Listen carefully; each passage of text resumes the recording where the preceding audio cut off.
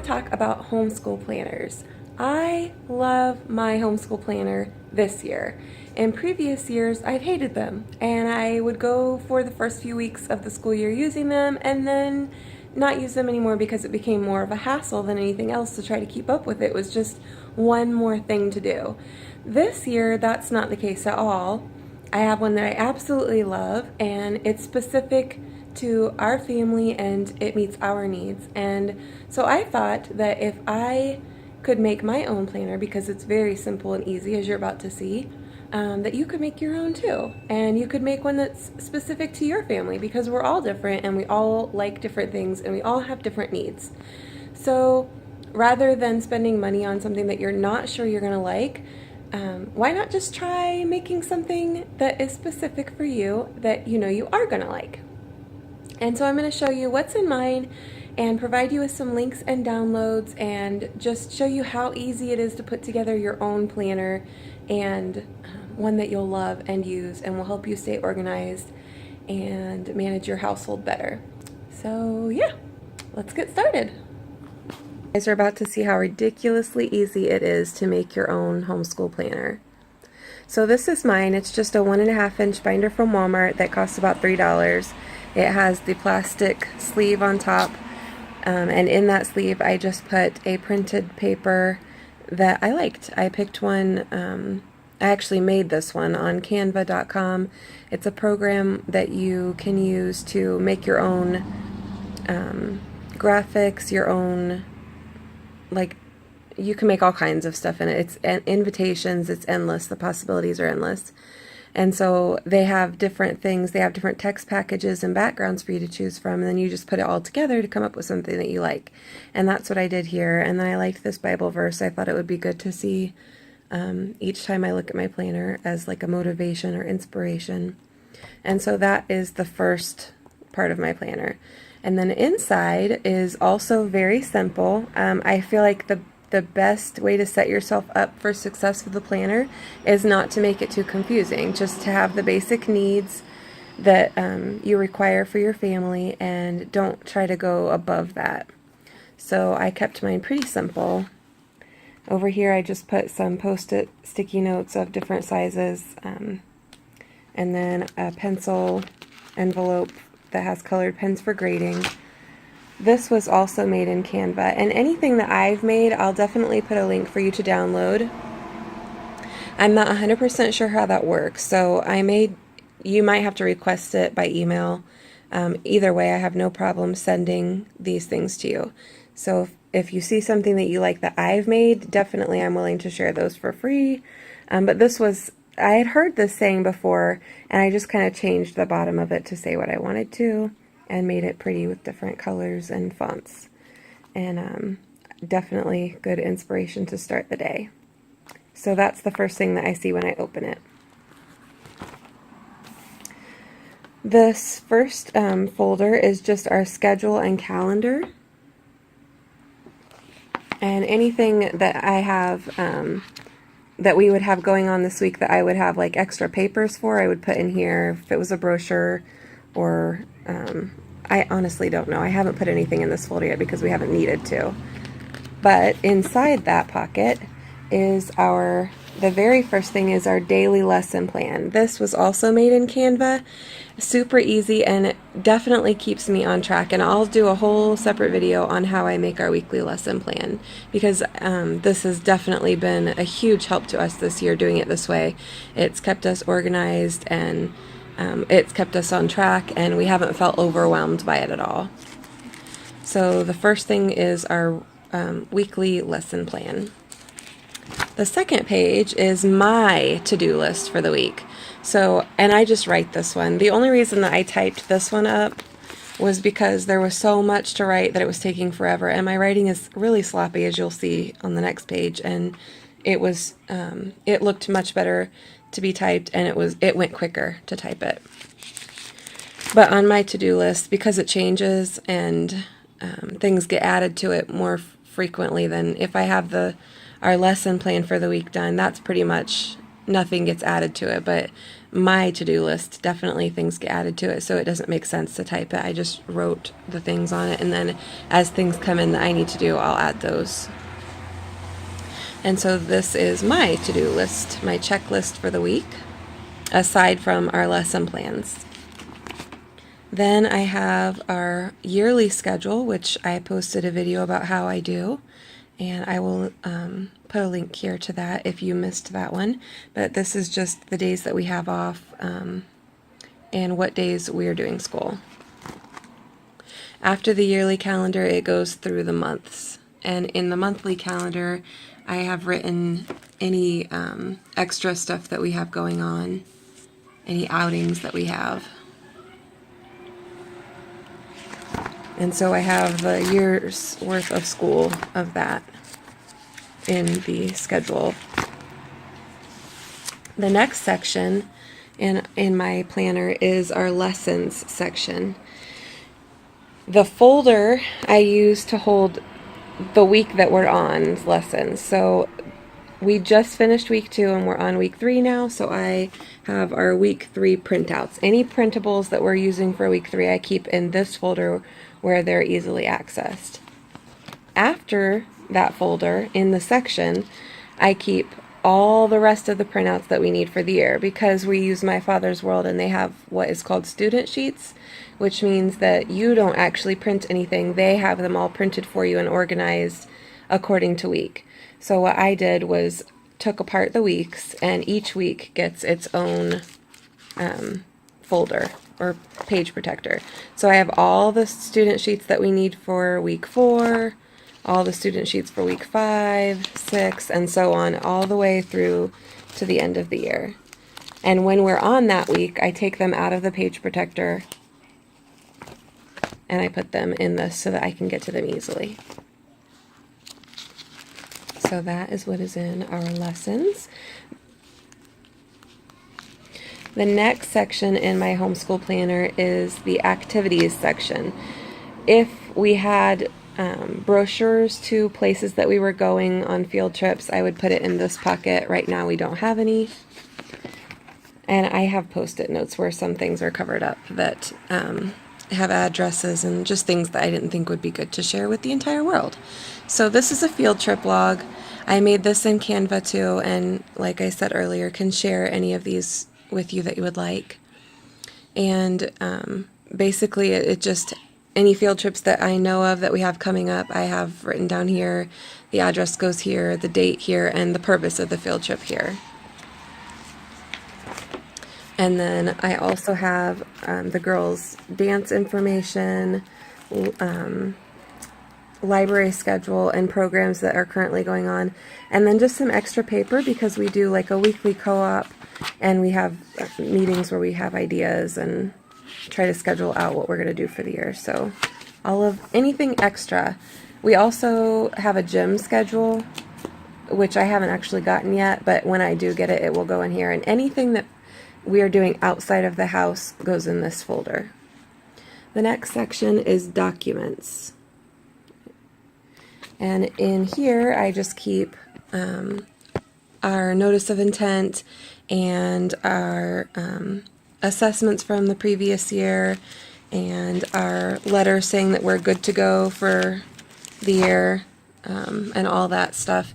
That way, if anybody happened to stop by, because the truancy officers did scare me a bit, so I feel like if I have it on hand and ready to show them if somebody were to happen to stop by, then I'm good to go. And then just some extra little paper. The next section is Keepers of the Faith, which is an after-school program that we are currently starting with another family. It's kind of like a Girl Scouts or American Heritage Girls, but it isn't affiliated with a large group. You buy the curriculum and then you can use it however you'd like. So we're going to be doing that this year, and this is a section for that. And then just some paper for note-taking. The next section is my home management section. And this section, parts of it are to help me and parts of it are to help like my husband or anybody else who would come in if something should happen to me, or if I should happen to not be here and somebody needed to find out what we do. So the first section is our weekly menu, and I can do a video on how I meal plan and all that too. We do eat an organic diet, and we do it on a budget, so I think that a video on that would be helpful to some people. But and just looking at this, I can see how there would be questions about why I'm writing raw milk instead of just milk. And that's because my mom does live with us, and she does not like our milk. She buys her own milk, and if somebody else, like my husband, is feeding the kids, I feel like I should clarify that they get the raw milk, not the store-bought milk. And then the shopping list is pretty empty, and that is because of how we do it, how we do our grocery shopping. The shopping list for this menu was on the menu before, if that makes sense. So this shopping list that I have started is for next week. And that way, when I go shopping for the groceries for next week, I can just take this out and go with that. And I don't have to worry about losing my menu or anything like that. And the reason that I do it that way is because I don't like to have my menu written out and then go grocery shopping, because I like to shop the clearance sales and the marked down produce and things like that. And I don't want to plan a bunch of meals that say use hamburger and green peppers if those things are full price. When I go to the store and see that mushrooms and chicken are marked way down, then I want to be able to get those, buy all of it if it's cheap enough, and then come home and make a menu based on what I was able to get for cheap. And that definitely helps keep us on budget. So that is why the shopping list is empty and the menu is full. And then I also keep a few extra menus back here instead of throwing them away. I don't keep all of them, but some of them. And that's because if we're having a week that I'm having trouble thinking of meals to put together, I'll go look through my past menus and see if there's anything we haven't had for a while, or something that I made with, like, if we were doing a use what's in your pantry week, and I needed ideas for a meal and came up with something on the spot and thought, oh, this is really good, and the family really liked it, then I can go back and look through and be like, hey, yeah, remember when we made that, corn and bean soup that everybody really liked? Why don't we try to make that again? And so I like to keep some of the old menus for that reason. So, menu.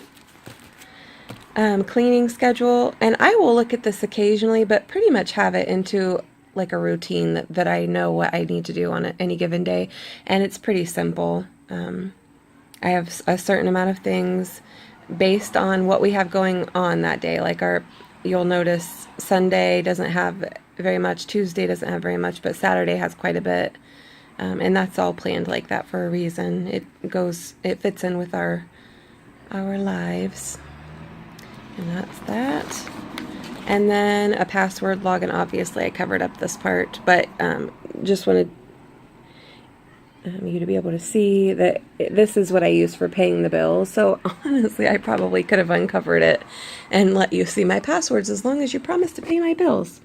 But it's just, it has where you can write the site, your username, the website URL, and then the password. And that has come in very handy for us because so many websites require different passwords, and some of them have to have a capital letter, and some of them have to have so many numbers and so many characters and then special characters, and it got to the point where we had so many different versions of the same password that it was hard to keep them all memorized. So I just started writing them down and keep them in here. And then just some extra notebook paper. The BBB, I won't show you the orders that I have in there, but that's just for the my soap and lotion selling, and I will keep a couple of brochures in here, and then any orders that I need to be filling or receipts. And then the last one is just my Sunday school folder. I teach Sunday school at our church, and we have meetings, and so I just take down notes and put our schedule for who teaches when and what class in there, and then just some extra page protectors for when I need them. And it is very simple, but it works really well. It's definitely been the best system that we've used so far. It's been easy to stick with, and I feel really organized because all of the things that I feel like I need to do this successfully are in one place. If I have a meeting for Sunday school, I can grab this. If we're going on a field trip, I can grab this. If we're and honestly, even when we're doing school, I have this sitting on our table, and I go right down the list, and it just, when I do our lesson plans for the week, I have it right with me because it has our calendars in it, and just everything is really easy to get to, and everything that I need to do my job successfully is right here, and it's done simply. So what I'll do is anything that I made like this, I will put a way to download it or get a copy of it in the bottom bar. And anything that I downloaded from somebody else, like the menu I downloaded from a web page, the password log I downloaded, anything like this, I'll put a link to where you can get the same thing. And it was all free.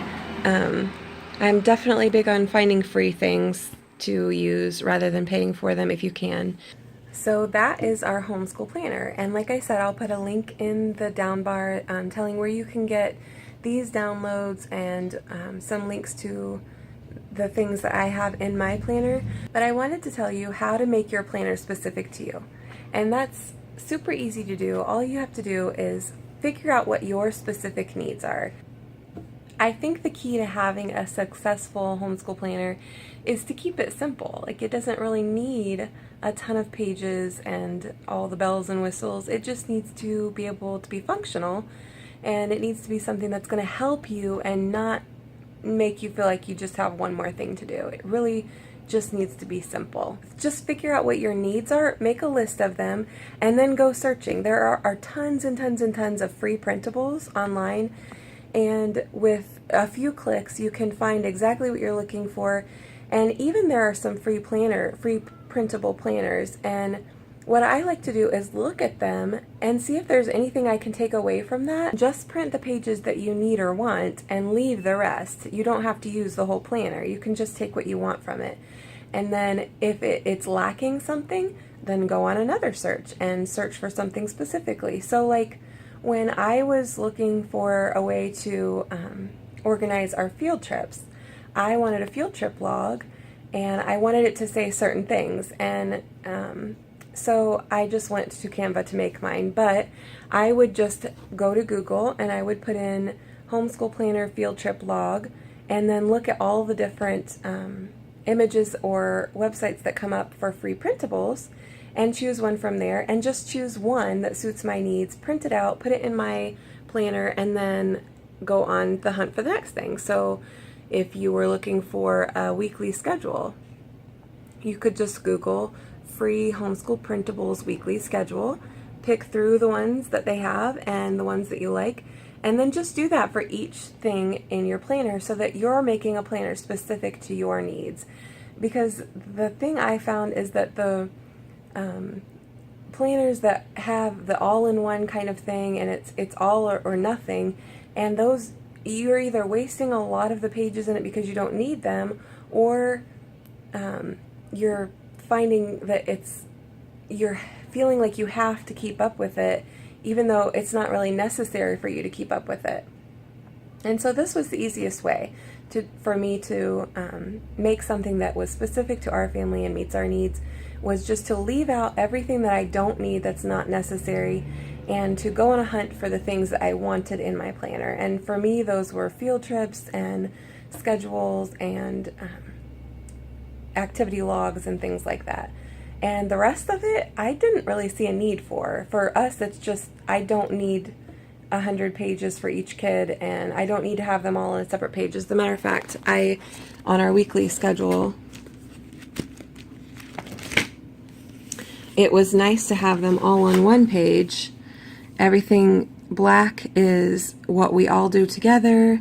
Orange is the 5th graders, purple is the 3rd graders, and green means we're out of the house for that activity. And so rather than having planners that have pages for each separate child, or even sections that you have to fill out for each separate child, I can have them all on one day, and it's not taking up a whole bunch of space, and I can look at it at one thing and very quickly see what we're doing and just go down the list. I really do feel like making your own things, you have more of a sense of pride about it, and you feel like you really accomplished something, and you aren't depending on somebody else for it. And I guess that's what makes me feel good. Like, I'm not depending on anybody else. I can do this myself, and you can too. So if you liked this video, then subscribe so you don't miss anything else, and I'll see you in the next video.